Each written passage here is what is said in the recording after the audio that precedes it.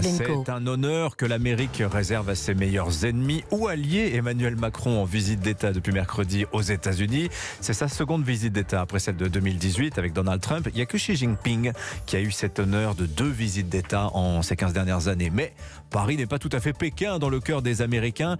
La love story qui nous unit n'est pas simple. Dans les journaux français, par exemple, ces derniers jours, de quoi parle-t-on? D'amour contrarié, de recoller les morceaux de relations tumultueuses mais franches, en tout cas à ressouder. Côté presse américaine, c'est plus simple, la visite d'Emmanuel Macron, on n'en parle pratiquement pas. Où en sommes-nous avec l'Amérique? C'est la question que vous propose la rédaction d'Europe 1 pour son vendredi thématique. Et j'ai le plaisir de recevoir François Bujon de l'Étang. Bonjour. Bonjour. L'Étang ou l'Estan, pardonnez-moi? Non, on ne prononce pas le S. J'ai été bien inspiré. Le premier mouvement était le bon. Vous êtes diplomate, ancien ambassadeur de France à Washington de 1995 à 2002, donc sous Jacques Chirac. Anne Désine est avec nous aussi. Bonjour professeur. Bonjour. Professeur dans des universités. Je cite votre dernier ouvrage, Les États-Unis. Non, c'est peut-être pas le dernier. Les États-Unis et la démocratie, aux éditions L'Harmattan. On va commencer par cette visite d'État. Pour les Américains, Anne Désine, on voit que ça semble un non-événement, cette visite d'Emmanuel Macron à la Maison-Blanche. En fait, un tout petit peu moins que ce que je pensais. Il y a quand même eu au moins chaque jour dans les grands journaux, Washington Post, un article récapitulant, par exemple, la crise des sous-marins, ou expliquant un certain nombre de choses, la fameuse amitié, les valeurs communes. C'est peut-être un tout petit peu un événement parce que le président Biden a besoin des alliés. Et la France en Europe, c'est un petit peu l'État. Oui. Macron est au pouvoir depuis un certain temps. Du côté allemand, qui a toujours été le partenaire économique des États-Unis, ça se passe pas très bien. Oui. La Grande-Bretagne a quitté l'Europe. Donc en fait, c'est l'élément stable.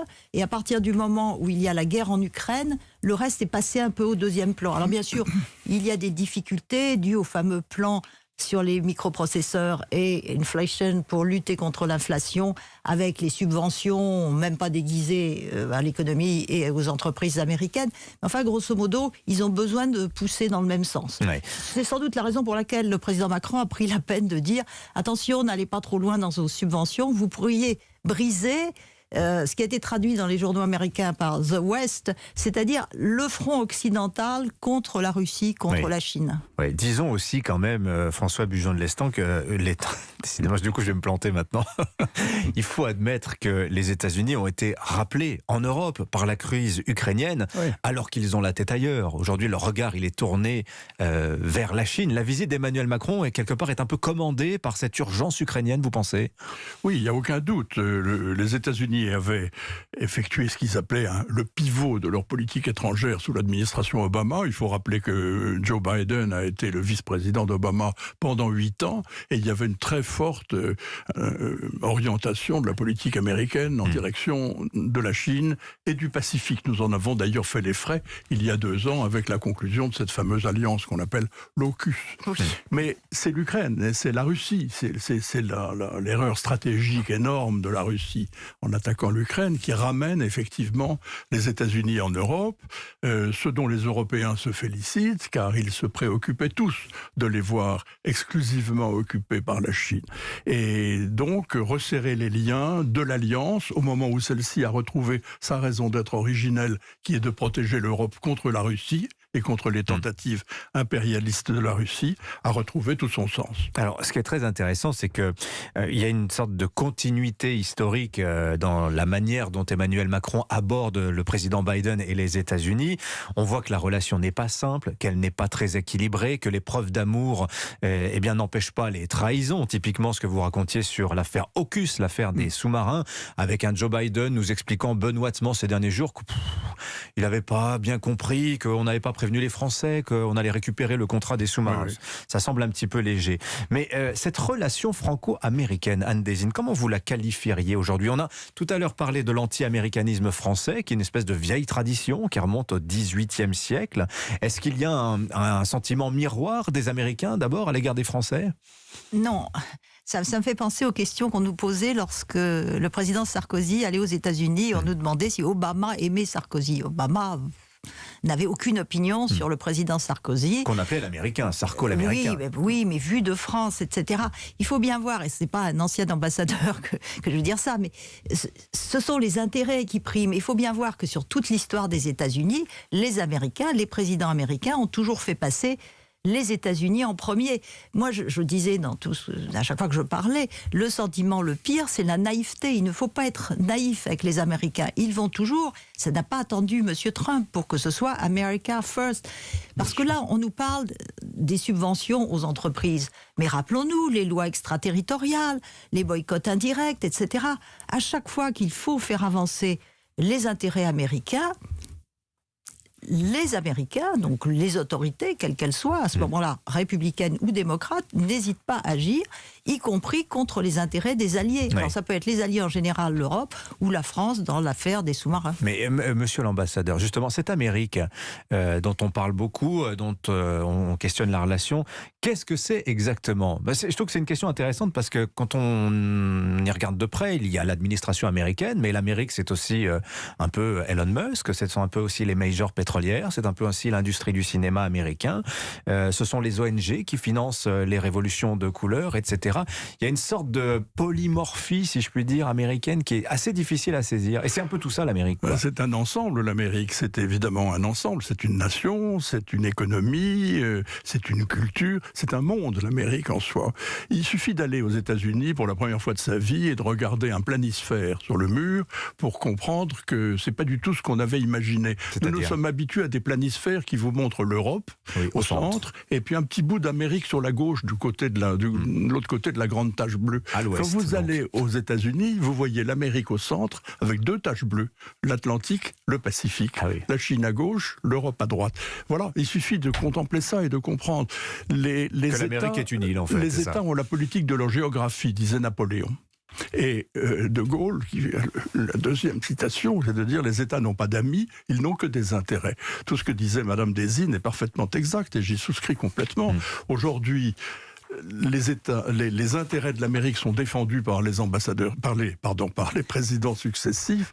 Monsieur Trump disait America First, mais l'Amérique est protectionniste. Ce n'est pas Trump qui l'est plus qu'un autre. On peut dire que, bien entendu, le Parti républicain, à certains égards, l'est davantage, mais les démocrates qui ont toujours été proches des syndicats et qui se sont toujours préoccupés de l'économie sont tout aussi protectionnistes que les autres. Et puisque vous dites que l'Amérique est polymorphe, il faut bien comprendre que dans un problème comme l'Inflation Reduction Act, l'IRA, le Congrès joue un rôle tout aussi important que l'administration. Et le Congrès, dans l'ensemble, de façon bipartisane, est très largement protectionniste. Alors ça, c'est important. Anne Désine, c'est d'ailleurs au cœur de votre ouvrage. On comprend assez mal la démocratie américaine, qui est beaucoup plus compliquée qu'elle n'en a l'air.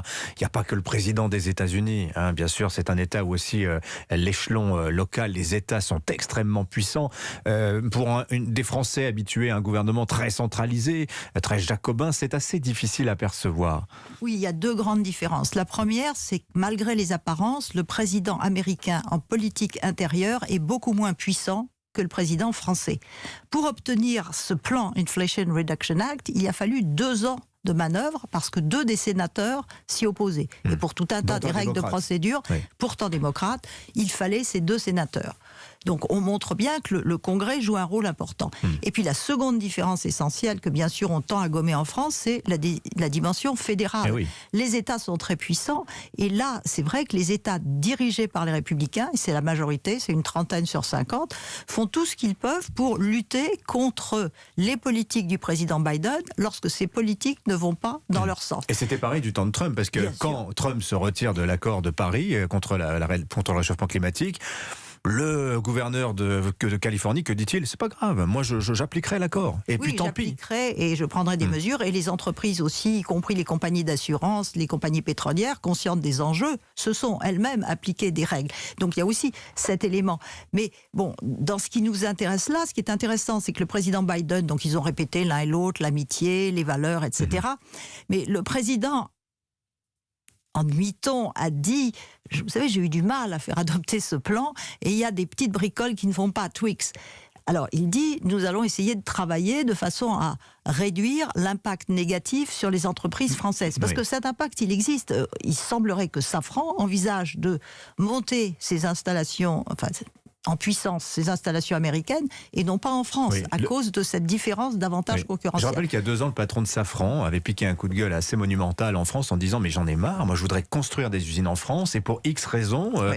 je n'arrive pas à les monter. Donc il y a ça aussi en toile de fond. Hein. Tout à fait. Et donc, le président Biden a dit, je vais essayer de travailler. Mais bon, à partir du moment où la loi est adoptée, compte tenu du fait qu'il est absolument impossible, surtout avec le changement de majorité à la Chambre, de modifier la loi, la seule chose qu'il peut faire, c'est modifier à la marge via le pouvoir des agences. Donc, est-ce que les agences vont pouvoir limiter, par exemple, l'impact de cette fameuse loi, le Buy American Act, qui oblige qu'un certain nombre de pièces détachées soient faites aux États-Unis. J'ai une dernière question très rapidement, François Bujon de l'Étang.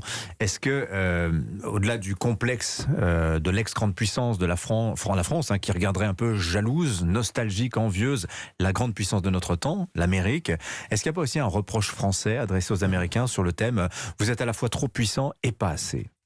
Mais toujours, nous ne sommes jamais satisfaits de ce que font les Américains, quoi qu'ils fassent. Et d'ailleurs, je trouve très intéressante cette affaire de IRA, l'Inflation Reduction Act. En réalité, c'est une mesure que les Américains ont prise pour aller à la rencontre de notre préoccupation qui est de lutter contre le réchauffement climatique. Nous nous sommes plaints pendant des années que les États-Unis ne faisaient rien pour lutter contre le réchauffement climatique. Nous avons critiqué les administrations précédentes. Voilà qu'ils le font et maintenant nous sommes à gémir en disant « Ah mais tout ceci va porter atteinte aux intérêts de l'industrie française. » C'est vrai d'ailleurs, et il faut s'en soucier des intérêts de l'industrie française. Mais on ne peut pas toujours leur donner tort quoi qu'ils fassent.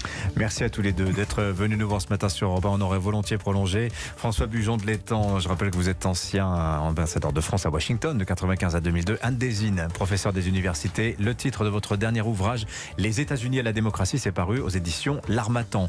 Merci à tous les deux. Merci. Bonne journée.